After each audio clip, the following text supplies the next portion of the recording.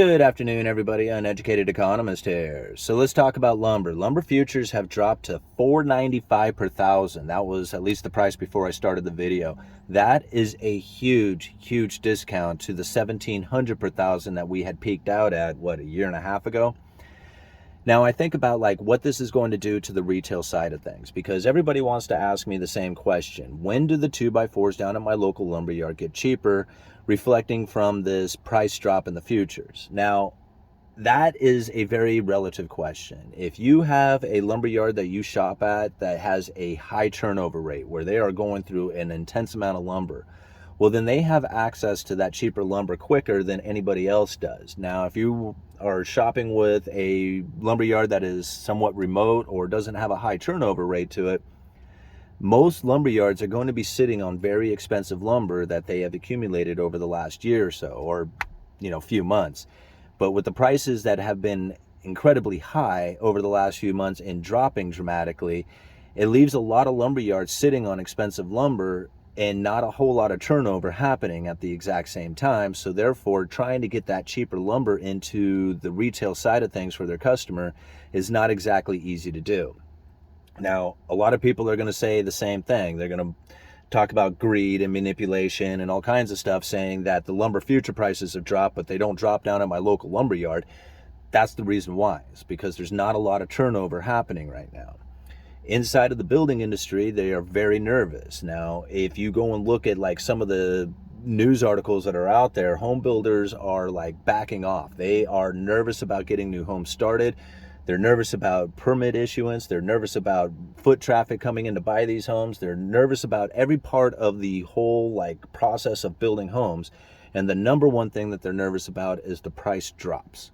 Because if you have a projection, like you're a home builder and you are anticipating that you are going to sell a house for a particular price, well, then you know what your margins are going to be going into that. You know what your labor costs are. You know that there's going to be material cost, and you know how much profit you're going to make.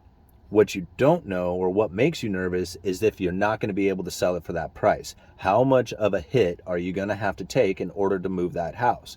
Because most builders don't have time to wait in order to sell that thing. They want to sell it very quickly. So that's really where the question comes in, is that how nervous are builders going to be about building homes? And that is going to be like the major question on how long it's going to take for you to see the retail prices at your local lumberyard to come back down. How much turnover is there actually going to happen? Now, for the last year, retail sales have been just decimated. They are not doing very well.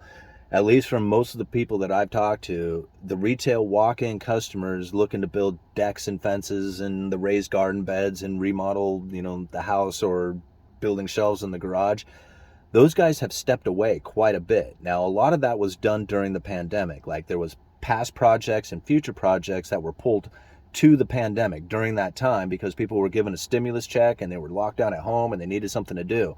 So all these projects that people had in mind from the past or into the future got pulled into that got completed during that time, which left a gap of like projects that were not really, there wasn't a whole lot of projects to do for like a year after that. Well, those projects are starting to come back in now. People are looking to build new decks and fences and remodel the garage and stuff, or remodel the house and build shelves in the garage and stuff.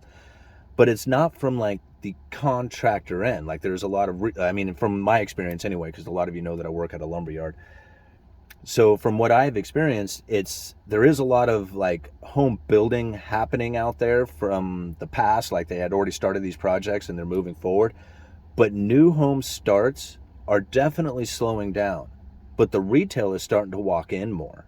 So there's kind of like, two things happening there. The builders are slowing down, but because the lumber prices are dropping, then the homeowner is starting to come in to work on their houses again, work on their, on their projects. So it's not as big of a turnover going into the retail market as there is going into the home building or just the building industry. So the turnover rate is going to be slower, but it is starting to pick up. Give it some time and you're going to find that those prices are going to reflect the drop in the futures price. Again, it just takes time to work through all that stuff. One of the things that I'm noticing is that a lot of people are starting to move more towards like composite decking, higher end stuff. doors and windows. They're looking out at, you know, like before, people would go like, where's the cheapest door, what's the cheapest windows, or what's the cheapest decking, what's the cheapest, like that would be their common thing that they would say. But I haven't noticed that as much as people are willing to upgrade to a better product or to a higher end product. They're willing to pay the money for it. And I don't know if that's just a change in the customer base that we have, or if it's just a change in the attitude that a lot of people are having towards the material, but they're willing to upgrade a lot easier than they once were. With that being said, I'm starting to get a lot more people coming in looking for prices on doors and windows, getting deck quotes, stuff like that, much more than I had, say, last year, or over the last 6 months, I guess I should say. It is summertime, so you should see a lot more projects happening, but that's really not the overall like summertime rush that you would expect. It really hasn't happened yet, especially when it comes to like the contractor, builder, stuff like that. That has been very slow this year. Give us some time and we're going to start seeing that the prices are going to come down, you know, as far as the retail, but it's not going to last forever. Mills are in curtailment right now, so inventory will tighten up. You have British Columbia is just getting hammered right now with fires. In fact, what was I reading? Almost all of BC is in a high fire danger rating with 380 fires currently burning. So we have to keep an eye on this one. The British Columbia area is high input, high volume output producers. So the cost to produce lumber in the British Columbia area is pretty much more than anywhere else. And the amount of volume that comes out of that area is also quite extreme. So they are very sensitive to the lumber market, or the lumber market is very sensitive to the things that happen in the British Columbia area.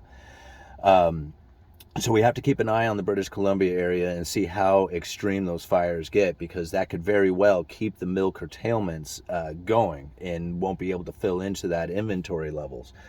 At 500 per thousand, I can't imagine a lot of lumber mills wanting to produce a lot of lumber at that price. Like they would want to produce a lot of lumber at 800 per thousand, but at 500 per thousand, no, they're probably going to not add shifts. They're probably not going to be real like excited about adding inventory to that. So if we have British Columbia on fire and we have a low futures price of 500 per thousand, the mills are probably not going to be real adamant about lifting up that inventory, which by the end of summer, we are going to see a tightening up of the inventory levels. And with the gap of production that is happening right now, by fall, I could only assume that we're going to see prices, you know, elevated higher than they are today.